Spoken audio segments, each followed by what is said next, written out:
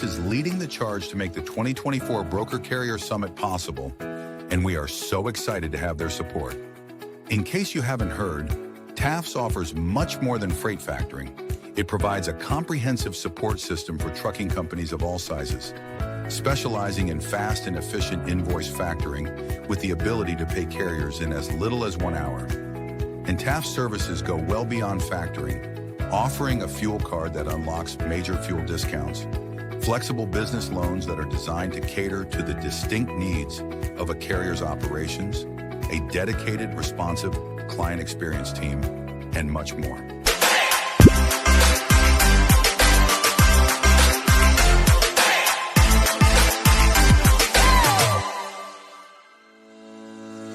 Black Box Logistics is a 3PL freight brokerage based out of Birmingham. Alabama Black Box Logistics was formed in 2020 by 3 friends, Logan Dyer, William Graves, and Will Hopkins, in a basement office with the goal of bringing transparency around the clock communication and hassle-free customer experience to the table.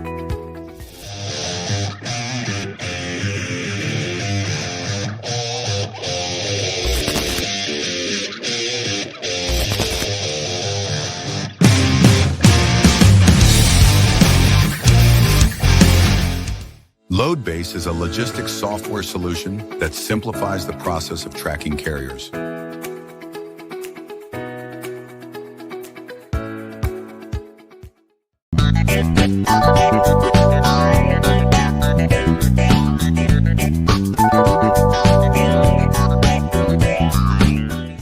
Multi-service fuel card, the industry's first fuel card, was created by an over-the-road truck driver in 1978 to offer a safe, simple, and cost-effective way to handle fuel and trucking expenses.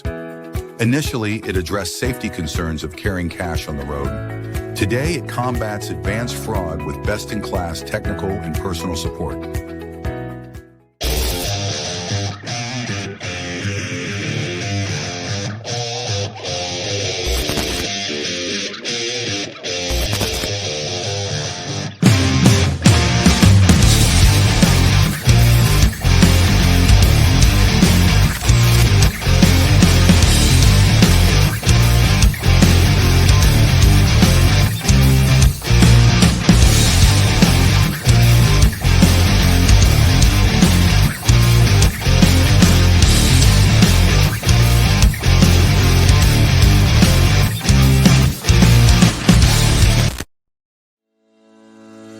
Sales-CRM is built for freight broker and agent sales teams. Manage your shipper prospecting and follow-ups. Organize your carriers in the lanes they run.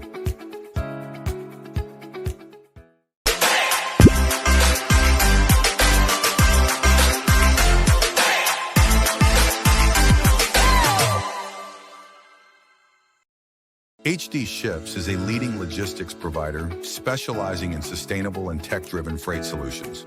With hubs in Reno, Phoenix, and London, we deliver comprehensive services, including full truckload, expedited cross-border, and intermodal freight.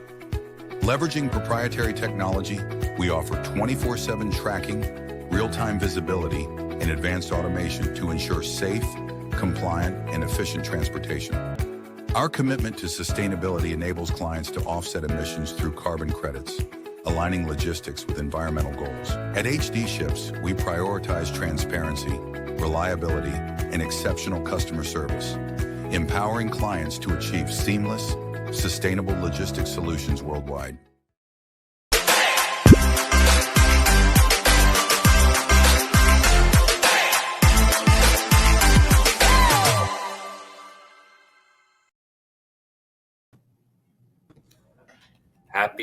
Happy Thursday.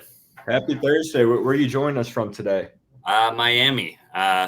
Hopefully the background is a hotel room, so nothing exciting, but I'm having fun down here. Awesome. But yeah, I'm excited for today. I know we were just talking a little bit backstage with Greg. It's going to be a fun episode as always. Yeah, I'm looking forward to it. Well, shout out to our sponsors. I can't believe I didn't know this, especially considering how long Multi-Service has been our sponsor. I mean, I knew they've been around since 1978, but the very first fuel card, that's pretty cool. Great people over there, Jessica, Patricia, I met them in person. Know several drivers who enjoy their fuel card, and yeah, we're thankful to have them as a sponsor. Black Box Logistics, obviously, where Will's company, Birmingham. Load Base, our newest sponsor. Stan over there is a great guy. They got a great tracking system. Will and I have checked it out. Yeah, if you're looking at tracking options, definitely hit up Stan and talk to him. Great individual. HD Ships, where I recruit agents for.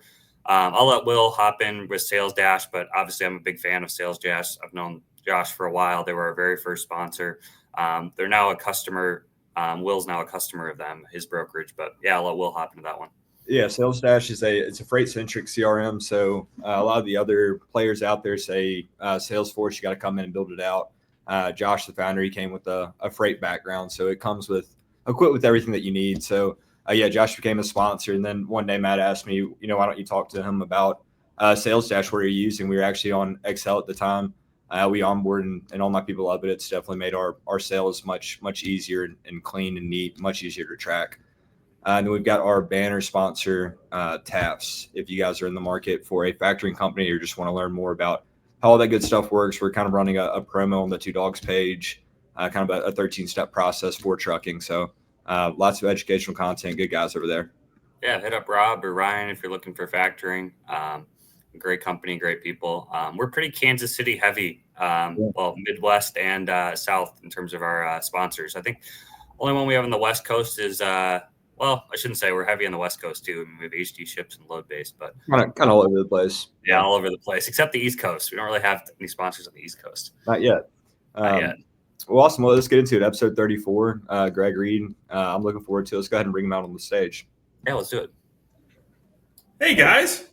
Hey, Greg. Thanks for joining us. We're excited to have you on. Yeah, I appreciate the opportunity. I hope I don't ruin the show for you, and looking forward to having a good time. I was talking to Will. It's kind of cool earlier that we were talking. You got to speak at the Bitfreighter event, and I talked to someone who heard you speak too, and I know there's a couple of people that are really excited to have you on. But I guess for people who don't know you, who are tuning in, you want to just give us kind of a brief background of kind of where you've been, what you were doing, what you're doing now, and just introduce yourself to everyone out there. Yeah, sure. It's my pleasure. So today I'm the executive director of the National Star Route Mail Contractors Association. That's a heck of a name. Even the acronym NSRMCA is long. But it's a long way of saying the United States Postal Service's Surface Transportation Network.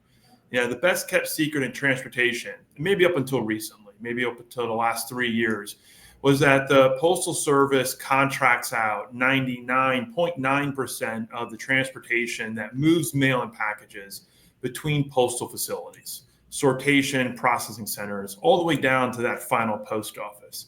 It's only at that time, that sort of final mile time, when the Postal Service takes over and owns its network, delivering to the mailbox of 170 million businesses and homes throughout the nation, 6 days a week. So I help represent the companies that comprise that surface transportation network.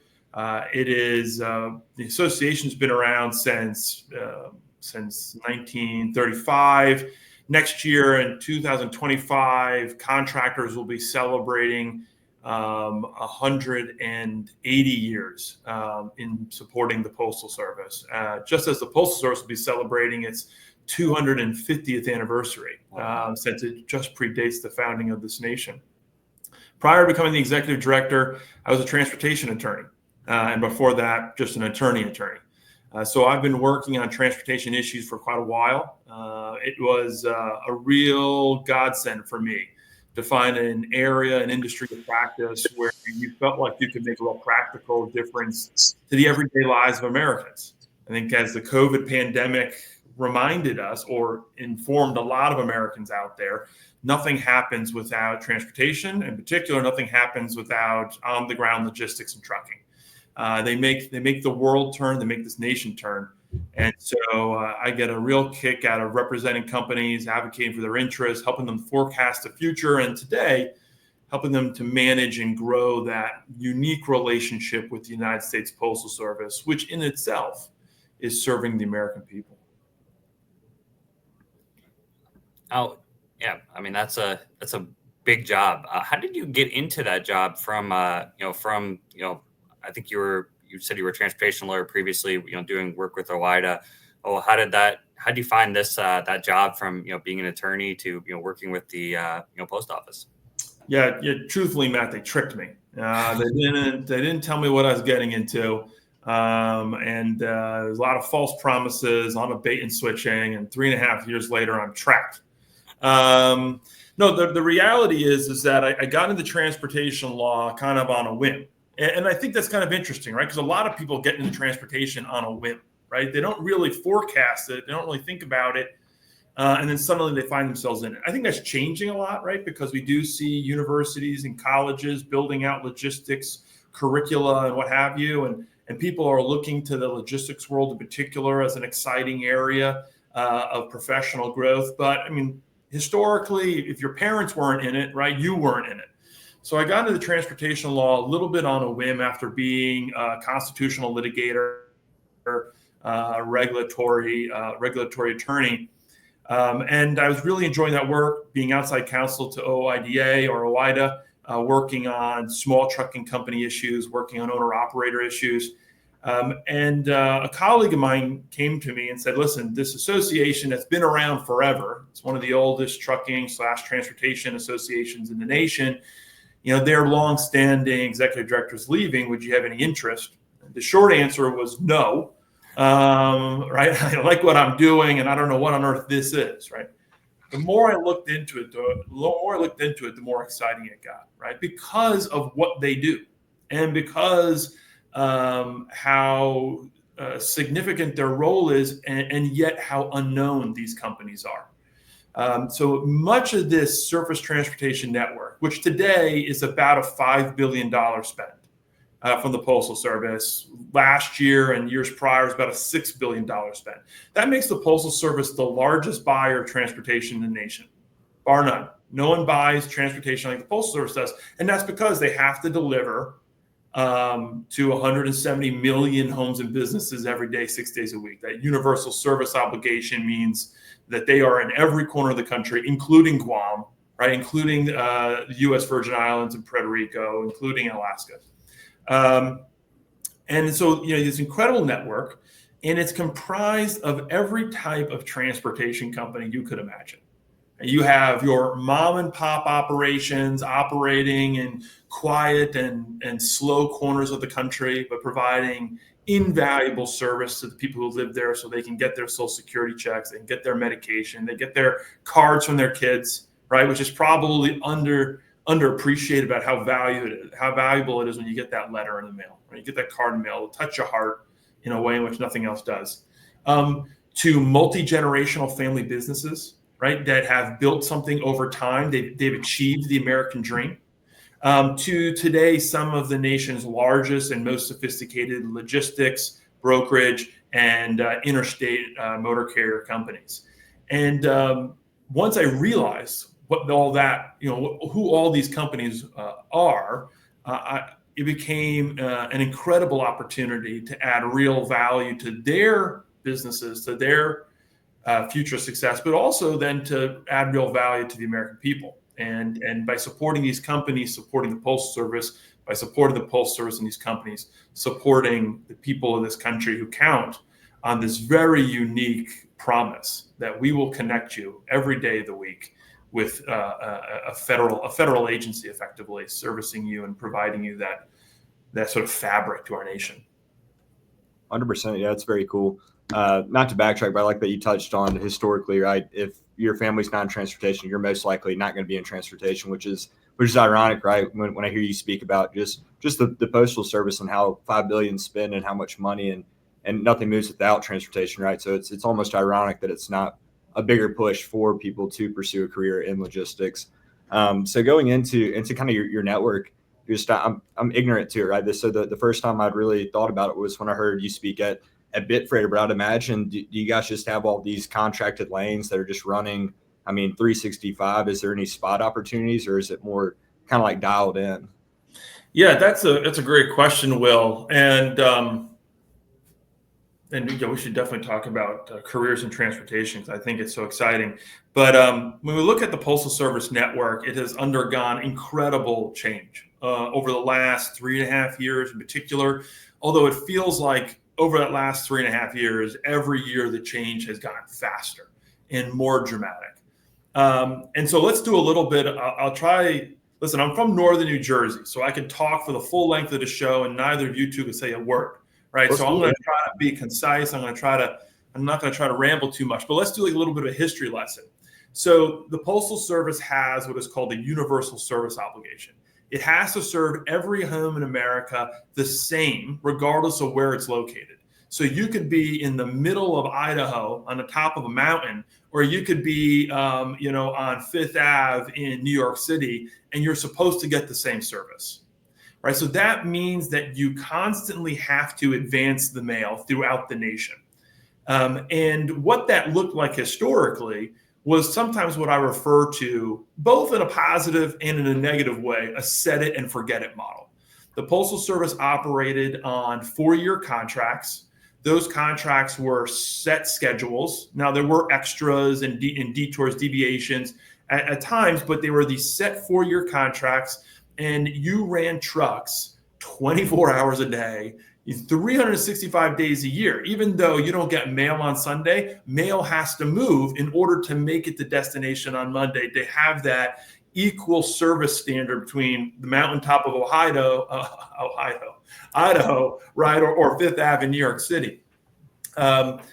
So that meant that Postal Service, if you will, was exceptional. But that doesn't mean that Postal Service efficiency was great, right? Because you had to run a truck, whether it had one envelope in it or it had 20 boxes or 100 boxes, because you had an obligation to move the mail.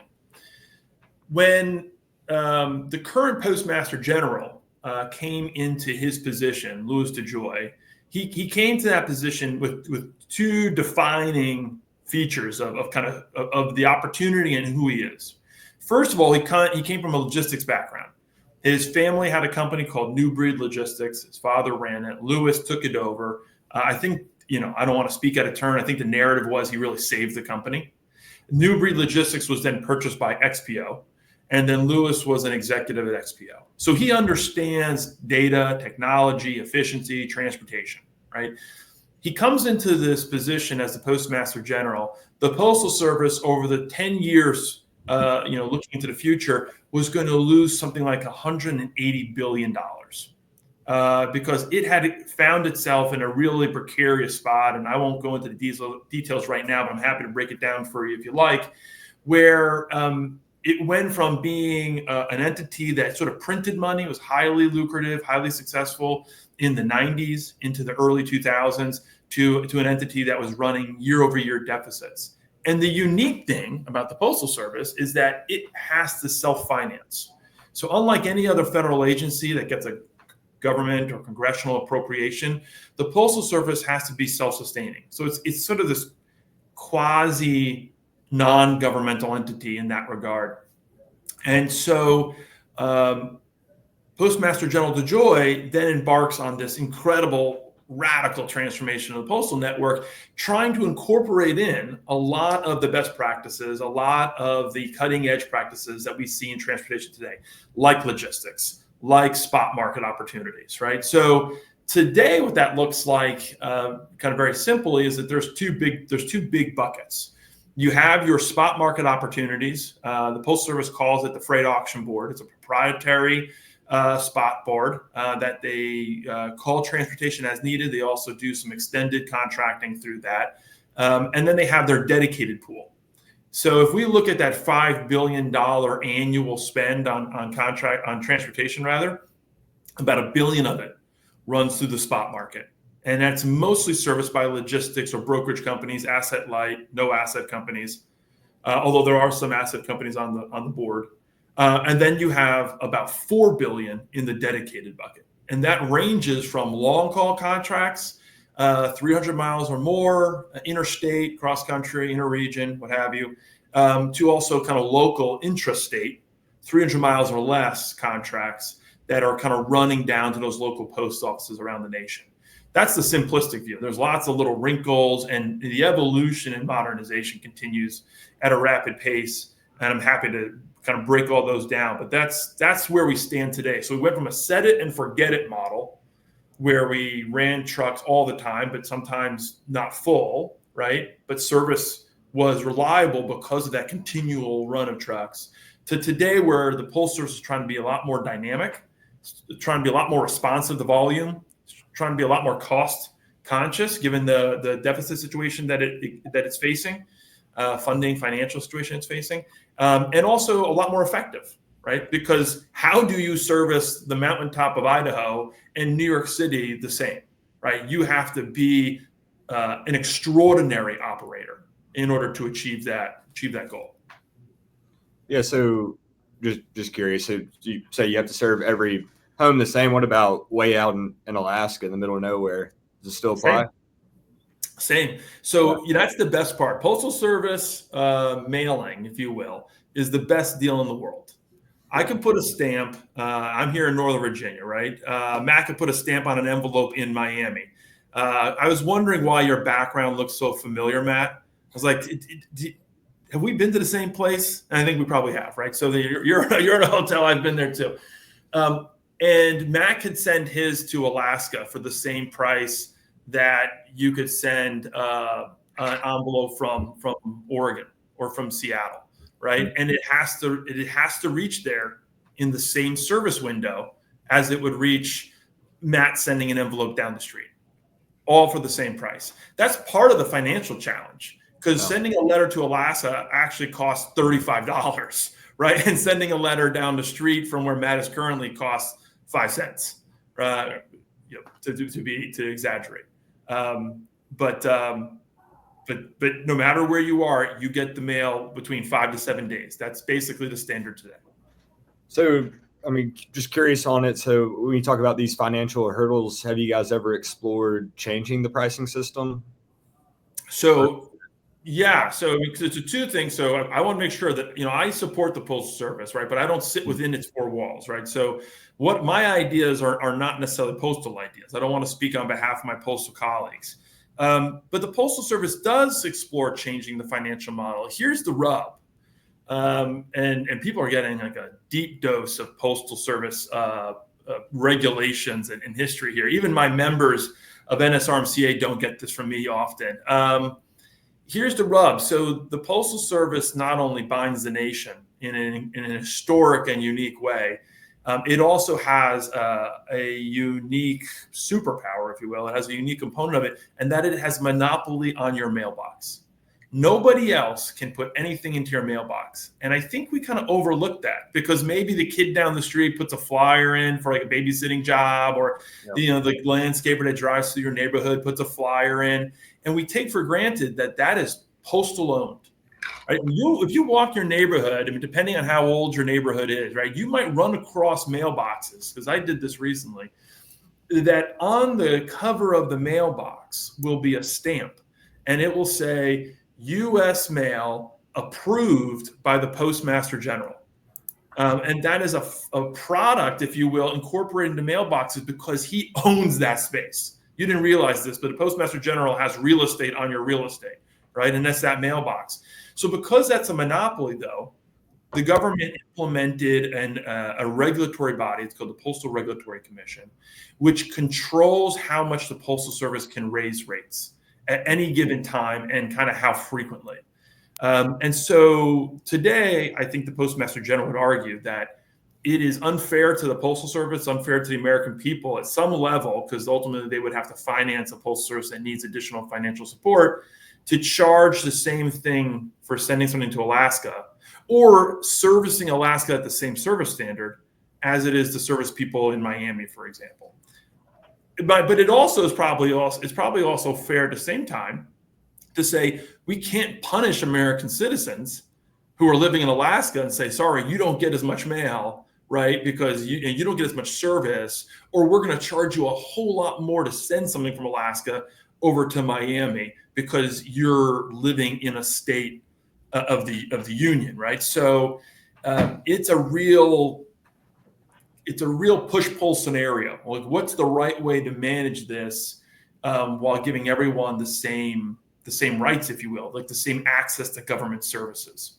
In the meantime, it's contractors that are making it happen. I mean, if you go back in time, there's these great pictures of these Postal Service transportation contractors, and they've got snowshoes on their boots, right? They like drive around in their Jeep with a chainsaw in the back of their truck, because when trees fell over roadways in more rural parts of the country years back, they didn't just turn around. They got out the chainsaw and, go through the tree, clear the road, and move on, because they embraced the same mantra that we've heard growing up, which is like neither sleet nor snow, nor wind nor rain will stop the U.S. mail from being delivered. Well, these contractors lived and breathed it every day. They reached the farthest corners of the country. They were on, they're on boats. They're in trucks going off-roading. They're in snowshoes to make sure no matter who you are and where you live, you get your mail. Yeah, that's inspiring. So how would one go about if they wanted to get involved in the Postal Service as a contractor involved in the transportation? What would be their best route for entry? I don't know. Do we have another hour? Can we extend this podcast? Listen, I think it's one of the greatest things that one can do in transportation, both because of what you're doing and who you're serving, but also because the Postal Service can be an incredible client, incredible customer around which to build a business. And that's when I refer back to the multi-generational family businesses, some small, some very large, that are serving the Postal Service today. It's because the Postal Service was such a great customer and client to work with. That being said, it's really hard to break into. Some of that's due to changes in the way the Postal Service is operating today. But a lot of it is because the Postal Service, has only recently opened itself up to the larger transportation world. For a long time, I would characterize the Postal Service contractor surface transportation network as a closed network, right? If you were in, you were in. They weren't really interested in getting new suppliers. So there wasn't a streamlined or transparent or accountable onboarding process. And we're only 3.5 years into 180 years of this experience of using contractors in a new way, right? And so I think that onboarding process is still changing and still adapting. The other thing to mention just quickly is that the rigors of servicing the Postal Service is fundamentally different than kind of any other customer. I mean, there might be some comparables here and there, but the standards are different, and the sort of liabilities, if you will, are different. But if you want to get involved, there are certain processes within the Postal Service that you can pursue. But then even once you're technically onboarded, right, actually getting access to or seeing opportunities is a whole secondary step. And it can take a lot of groundwork in building relationships with people within the Postal Service so that they come to trust you, again, because the risk or the liability is high, right? So it's not just anyone should be moving the mail or packages, both in terms of what you're moving, but also what's in that mail and packages, but also what you're moving, because mail is federally protected property. That's why if you take mail out of somebody else's mailbox, like, you can go to jail for 5 years. Right? This is not just, if it's not, and I say this kind of silly, it's kind of silly to say this, it's not just a package on your doorstep. Like, that's theft, but you don't go to jail for 5 years, right? For picking up one package off someone's doorstep. You go into someone's mailbox and take a catalog they don't want, and you can go to jail for 5 years. That's federally protected property. And that's a big part of why the association exists, right? We're here to help transportation suppliers get into the network and then be successful once they're in the network. And we don't play gatekeeper, right? But we also do have expectations because of what we're doing and who we're doing it for. How does that work? You brought up some great points there. I mean, fraud is a big topic, in the industry right now. And we just, talked about how important, how different the, post office is. Has that kind of changed, in the last couple of years with just the amount of fraud in this industry, and kind of how have you had to deal with that or address that? Or I'm sure that's had something to do with probably, onboarding carriers and having to be extra cautious. You want to just maybe touch on, fraud in general and how it relates to your business? Yeah, I think this is such an important issue. Obviously, it's a scourge on the commercial freight world, right, and in general transportation. And unfortunately, I think it has visited the Postal Service as well, right? And we see that both at the local level. And there's news stories at least once a month, unfortunately, about a local letter carrier kind of being robbed, or they're. Have I lost you guys? Oh, there you're back. Okay. Like a local letter carrier being robbed, about someone tampering with the mail. And now as you go upstream, right, you have sort of supply chain security issues. I made this comment early on when I first came into this position about 3.5 years ago. I believe that the Postal Service needs to modernize. I believe that it needs to take the best practices from the commercial freight world and transportation, incorporate it into their operations because of the scope of their reach and the mandate that they have. But if you're going to take the best practices from the commercial freight world, you're also going to take some of the trouble that comes with it, right? And I think we've seen some of that, right? Some fraud, some bad actors entering into the network that normally would not have a chance in hell, right, for moving the mail. But as the Postal Service moves so rapidly to address some of their financial constraints, like some issues arose. So today, that sort of vetting process is much more rigorous than it was. And I think, frankly, there could be a lot more progress still to be made on that front. But that's not just it's not just a mail issue, right? It's a transportation issue. And, I know Will's got black box logistics, right? But I think the problem is today when I talk to good actors, good companies, is that it's too easy to become a logistics company. It's too easy to get an MC number, right? And so that's where you see this proliferation of, fly-by-night operations, or companies constantly changing how they're operating to avoid sort of the accountability and scrutiny. When they're uncovered to be a bad actor here, they kind of move over there. And so this is not a postal problem, right? It's an industry level problem. And until the FMCSA kind of gets serious, until Congress gets serious about it, it's continued to be a problem. But I do say that with an acknowledgement that opening a transportation company, whether it's an asset-based company or a logistics company, is a pathway to the American dream. And I am a huge advocate for entrepreneurs. I started my legal career suing the government at the state and federal level because they were creating undue, arbitrary, and anti-competitive burdens on new entrepreneurs, protecting those already in, keeping those who want to get in out, right? So I abhor those. But when we look at the fraud issue today, something's got to be done. Yeah, that's a great point, because there's really no recourse or repercussions for these guys, the bad actors, right? From a broker's standpoint, you find one, you place a freight guard, right? But there's no like legal recourse or anything. That it's just, it's crazy, right? There does need to be some accountability in the industry for sure. I don't know what the solution is, but at some point something's got to give. I think it's important for all of us to be keeping an eye on FMCSA and the new head of the Department of Transportation. Positive comments about Sean Duffy from OOIDA, from ATA, from TCA, from TIA. That's great to see the industry coming around to an individual as being potentially a good Department of Transportation secretary. The FMCSA has had in its sort of docket for some time now, and I think it will kind of come to fruition in 2025, a fundamental change to how we regulate motor carriers, at least, an abandonment of the MC number, a shift to utilizing only the DOT, probably other changes baked into that are going to prevent or frustrate companies that are trying to jump around, right? You have that multiple sort of corporate entity issue that is resulting in 25 trucking companies out of a single PO box, right, in Tennessee somewhere, constantly scheming against brokerage operations.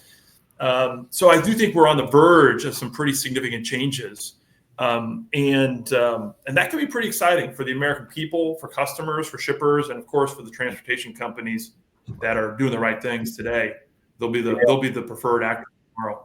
There's also some vetting software, new companies coming out that are a little bit more sophisticated. They're helping, at least on the brokerage end. Companies like Highway, we had their CCO on, and they're doing some exciting things. So yeah, there's some action being taken, but it's just one of those things, constant struggle. Yeah. Well, and the Postal Service has responded to that too. So they've incorporated, so any of prospective suppliers out there listening, any of my friends, current suppliers out there listening, I'll remind them that the Postal Service has partnered with both Highway and with a company called Blue Wire, which does sort of a risk assessment score on carriers to vet their network, and also to encourage brokers, particularly within the network, to vet their subcontractors. And while they're not prerequisites, right, it is a reflection of how the Postal Service has continued to modernize, adopting sort of more cutting edge technology, data-driven solutions to both look more knowledgeably at longstanding suppliers, but also to, of course, look to have a good assessment of new suppliers or prospective suppliers as they are trying to get into the network to move the mail. How many of your, brokers, carriers in the network do you think are, you said you just partnered with Highway and blanking on the other name, Blue Wire, yeah. Blue Wire. How many of, the brokerages, trucking companies in your network do you think are utilizing, vetting, because you guys are seeing how well they're vetting their network? Would you say the majority are doing a good job at that, or it's kind of a mixture? Kind of where would you kind of, put that? It's a dangerous question, Matt. Because I'm going to throw somebody. I think it's 50-50, right? I think it's 50-50. I will say this, right? And this is actually a critique of my postal colleagues. Financial and economic forces, plus maybe an over-reliance on the commercial freight market as a benchmark, have resulted in significant downward pressure on the rates they're willing to pay transportation companies to move the mail and packages between postal facilities. So they look to, DAT, they look to that rate per mile in today's incredibly depressed market as a measure for what it should cost for them as the Postal Service to move volume throughout their network. And I think that is one of the biggest drivers and problems today when we think about vetting carriers, right? Because you do have the fraud issue, right? And you have Highway to help address that. And I think Blue Wire also supplements that. But it's also this downward race to the bottom when you think about these carriers out there that is creating a huge amount of incredible issue from a safety, from a security, from a reliability standpoint. $1.60 a mile, $1.50 a mile does not cover the cost of moving things. I had a great conversation with Rebecca Brewster at ATRI, which puts out incredible research on the transportation industry. And we were talking about safety and we're talking about security. And I said, isn't the problem at the end of the day that we're not willing to pay truck drivers a livable wage? At least as owner-operators sometimes, or small carriers. And we can't really expect better service, safer service, more secure transportation until we kind of adjust our price to our expectations. You can't, pay cheap and get premium service, right? And so I think the brokers today in the network are doing a decent job vetting, doing a decent job utilizing solutions, but they are under incredible financial pressure to move things for as cheap as possible. And that means even good companies do bad things when they are forced to kind of move that for a really low rate. And, maybe the market helps address that. Maybe we have some of this excess capacity flush out in 2025. Maybe we see rates rebound and things moderate, but we can't ignore safety and security just because rates are low, right? Just as much as we can't take advantage of things when rates are high. But it's that boom bust cycle of transportation that's killing everybody, whether it's a broker, whether it's a carrier, and whether it's the shipper in terms of what are we actually getting for what we pay. I'm glad you brought that up, because I know we were talking, pre-show about this a little bit, but obviously you were a transportation attorney for OOIDA, and now you're working with a lot of brokerages, and we're just talking about sustainable rates being a big problem, obviously with safety for truck drivers, owner operators, and I know the FMSCA just came out with something else, new proposed idea for broker transparency. And yeah, just kind of curious, you've seen both sides of it now. Obviously you're working with a lot of brokerages now, and then you were working with OOIDA previously. Yeah, just kind of curious your whole thoughts on all that. Yeah, so I haven't read the notice of proposed rulemaking yet, Matt. So I don't want to speak out of turn, but I did work with OOIDA on it prior to my coming over to my current role, because they were banging this drum quite heavily or quite loudly, particularly during the COVID years, because it was their perspective that carriers, small trucking companies, owner operators weren't seeing nearly the increase in revenue or in rates that brokerages were experiencing, right? And so the margin was growing, and there was an inequity in that relationship. And I have a lot of sympathy for that, right? I think we do have an issue today with that broker carrier or carrier subcontractor relationship. It's not just a brokerage issue, right? It's that transparency in that contracting subcontracting dynamic. And if as the law is written today, right, from my work on it previously, there is a requirement for transparency. The problem was that there also was, at least with some actors, a habit of retaliation when a owner operator or a small trucking company asked for the rate the broker was receiving versus the amount that they were paying to the sub. And I think that's perverse as well. So, at the same time, however, right, I mean, at the end of the day, it's a market, right? And if a broker is offering you XYZ rate to move, a load between points A and B, if you don't like it, don't take it, right? And I think that's a fair expectation. So I think both sides have got to give a little, right, as much as they take. That's why I love the Broker Carrier Summit. I know that TFAS there is a supporter of that, and we saw that in the run up to the show today. I think that's those kind of dynamics where we're breaking down the sort of distrust and thinking about it from a more partnership oriented perspective is really valuable. I'll tell you, in the postal network, right, we're experiencing that dynamic ourselves for the first time in history, right? A lot of brokers or non-asset or asset-light based companies have won dedicated contracts. And then they have to go out and find trucking companies to operate that dedicated contract. And often they have turned to the incumbent, who was an asset-based company, maybe had been operating that contract for 15, 20 years, right? And say, hey, listen, we won this. And they might have even won it for a higher price, right? Can you help me service it, right? And what I have been heartened by is at first, the incredible amount of distrust, frustration, and anger, right? You see a new entrant to the market win a contract that you think you've been servicing the heck out of for years, maybe even decades. They win it, maybe they win it for even more.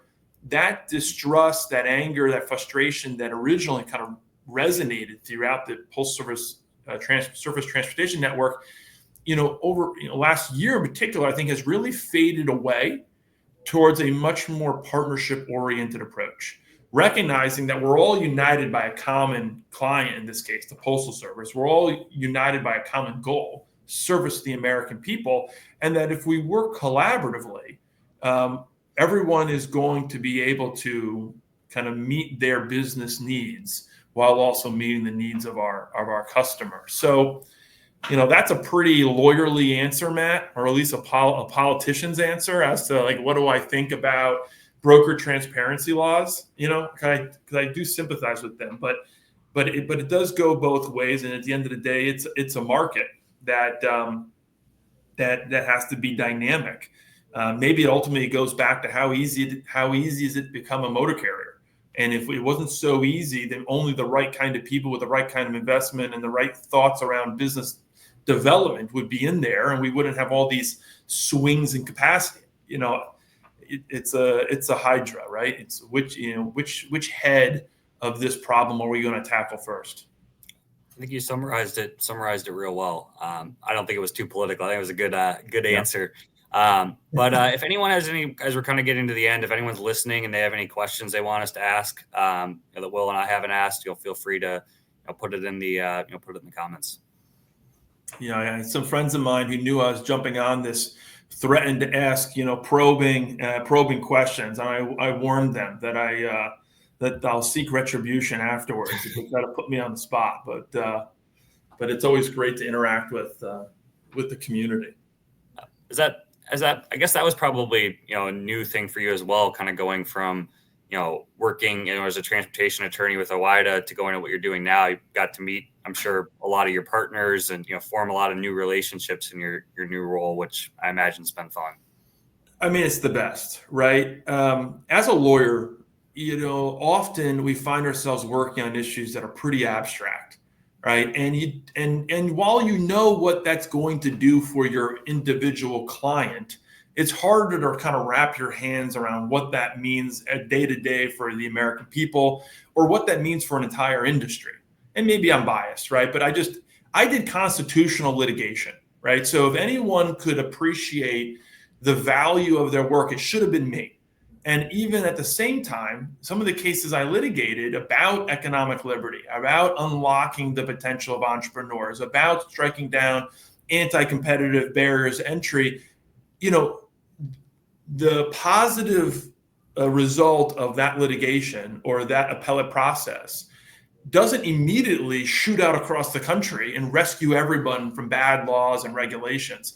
So there are times in that job where I grew frustrated, right? Because you thought you had a victory, and yet the person in the neighboring town is still suffering under the same conditions. Or in the worst case scenario, you lost the case and you reaffirmed bad precedent that now will allow that anti-competitive, that arbitrary regulation to be even more firmly entrenched.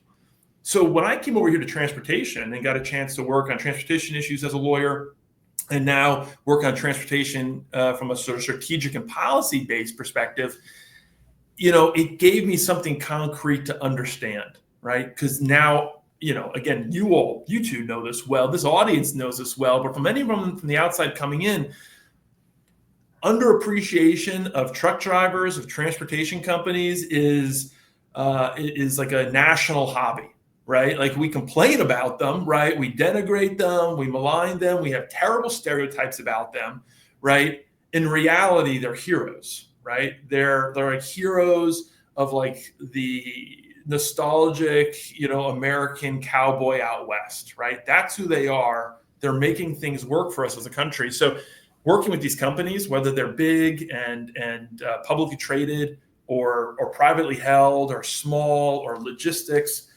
is so much fun. I'm jealous that you guys get to talk about this and work on this stuff and meet an even wider community than I work with on a day-to-day basis. Yeah, it's interesting you brought up the Broker Carrier Summit. I went to that. It was an amazing conference. We had Dan Lindsay on recently on the podcast to talk about it. So it's a small world for sure. And he's doing, that's the yeoman's work right there, right? That's the stuff that is really worth highlighting. The other thing that I love highlighting about the transportation industry is how much the people in the transportation industry, whether they're truck drivers, trucking companies, or logistics companies, how much they care and give back to their local community. I think that it's very easy to brush with to paint the picture of the world and of our country with a really broad brushstroke and overgeneralize things. But I do think it's fair to generalize that people in transportation, regardless of their actual backgrounds, they tend to be more salt of the earth. And they kind of understand the day-to-day world that people live in. I have family in high finance. They do not understand the day-to-day world of people, right? They're good people, right? But they're not living my life, your life. They're not living the person in a more rural community's life. Transportation people get that better, and they give back in a way that I think gets undershared, underappreciated. So I know, Will mentioned the Bitfreighter conference, or not conference, but Bitfreighter charitable event that I spoke at earlier this year. And that's an incredible event, an incredible cause, but that's happening all over the nation. People in transportation are just charitable people. And that's a fun aspect of this community too. Yeah, 100%. I got to think that a lot of it is simply due to the fact that the wide range of people that you meet in transportation. I guess purely from the brokerage standpoint, we work with all kinds of companies in all regions. We develop these relationships, right? So you get to experience a wide spectrum of people, and it kind of opens up your perspective to how you see the world and just people in general. Yeah, and at the end of the day, like, truck driving's hard. Right. Yeah. I think some people look back historically before deregulation and say truck driving was a better career then. And that might be a very fair assessment. But also it wasn't dynamic, now increasingly data-driven, efficient transportation network we have today that allows us to get things next day and get it for cheaply next day. Right. So truck driving has become a really hard career, and transportation people see that. They see that in a way in which a lot of other industries don't. They don't see a vital role to their success being as hard as it is for a truck driver, so there's a greater degree of appreciation. That also means we have to do more to work collaboratively, right? And I think that kind of goes back to the questions about broker transparency. It goes back to the issues of fraud. It goes back to the issues of safety. Right? If we worked more collaboratively and thought less of our career, our day-to-day as transactional, as if we're extracting value out of a human, like they're a mine in the ground, or as if we're extracting value out of a shipper, or a shipper's extracting value out of a transportation supplier, and think about it more over a long-term and collaborative sort of time horizon, we'll do better for all of us. Podcasts are a great tool for spreading that message and kind of unlocking some of the things going on in the industry. So I really appreciate what you two are doing. Well, we appreciate you having us on. It was a fun episode, and time flew by fast. I know you have a commitment coming up in about 7 minutes, so we don't want to keep you too long. It was a fun conversation. The hour flew by, and I learned a lot. I'm sure Will did too. Yeah, me as well. Thanks, Greg. It's my pleasure, guys. Anytime, and keep up the fantastic work. Thanks, sir. Thanks, Greg. Enjoy the rest of your day. You too. Bye. That was fun. Yeah, man. I learned a lot of stuff that I'm just ignorant to, didn't know anything about. Yeah, I didn't either. I didn't really think about, we use the post office all the time, but kind of the inner workings of it. It's a very unique, side of the transportation, and the amount too. What did he say? They were the largest contract, $5 billion. And it's 99% is done by outside carriers, 99.9, I think he said. Yeah, man. And just everything that goes into it. You think about servicing middle of nowhere, Alaska, the same as New York City for the same price. He's got his hands full, no doubt. Well, shout out again to our sponsors, Multi-Service Fuel Card, been around since 1978. Great discounts. You could be a broker or a carrier.